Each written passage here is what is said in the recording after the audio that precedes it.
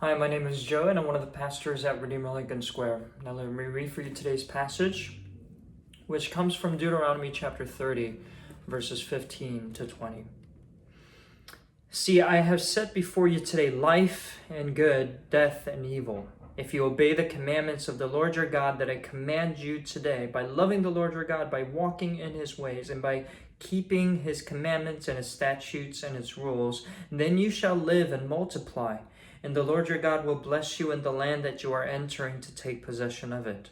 But if your heart turns away, and you will not hear, but are drawn away to worship other gods and serve them, I declare to you today that you shall surely perish. You shall not live long in the land that you are going over the Jordan to enter and possess. I call heaven and earth to witness against you today that I have set before you life and death, blessing and curse. Therefore choose life, that you and your offspring may live, loving the Lord your God, obeying his voice and holding fast to him. For he is your life and length of days, that you may dwell in the land that the Lord swore to your fathers, to Abraham, to Isaac, and to Jacob, to give them. Amen.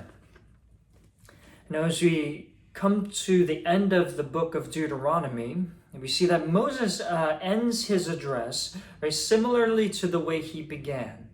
Because if you go back to Deuteronomy chapter 1, he begins his address by saying this: See, I have given you this land. Go in and take possession of the land the Lord swore he would give to your fathers, to Abraham, Isaac, and Jacob, and to their descendants after them. But what we find here in Deuteronomy chapter 30, as we get to the end of the book, is that these words are echoed as Moses draws near to the end of his sermon.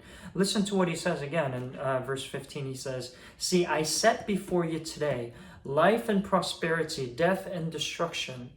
And towards a little later on in the passage, he exhorts them to choose life. See, what's happening here is that the people of God were able to really just kind of see the promised land that was laying before them just beyond the river. And Moses is drawing the parallel here, because just as the promised land were set out before them, the promise of life, right, life and abundance was set out before them as well. And what we find in both of those addresses is the fact that the land and this abundant life was given to them as a gift by the grace of God.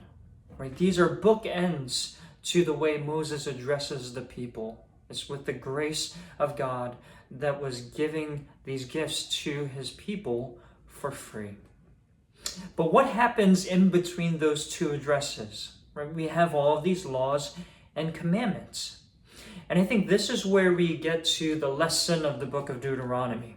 Right, the lesson is this: the promised land, the abundance of life, were all given freely to the people of God and by his grace. But what we find sandwiched in the middle of those two graces are laws. And they're meant to be exhortations for the people of God who have been given those gifts of grace to now take them for themselves.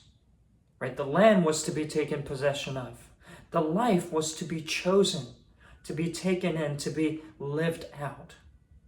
And the laws were there to teach us how they were to take possession of the land, how they were to take possession of the abundant life that God was giving to them. And we saw these laws through the course of the last several months.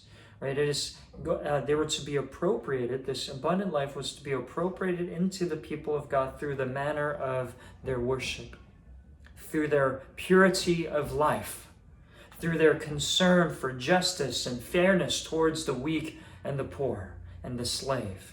It was through the honoring of their parents. It was through the respect of their neighbors, through their administration of justice, and the leadership of the people, in the treatment of the natural order and the environment around them, through their practice of war, through their treatment of women. All of these things that we've been talking about over the course of the last 6 months, that was how the people of God were to appropriate, to choose life, and to take that life in, and to live out of the abundance that was given to them by the grace of God. Now, as we get to the end of the book and as we get to the end of our time here going through the book of Deuteronomy together, the lesson for us is the same today. That this new abundant life in God is given to us freely by the grace of Jesus Christ. There is no cost to it. There are no requirements or qualifications.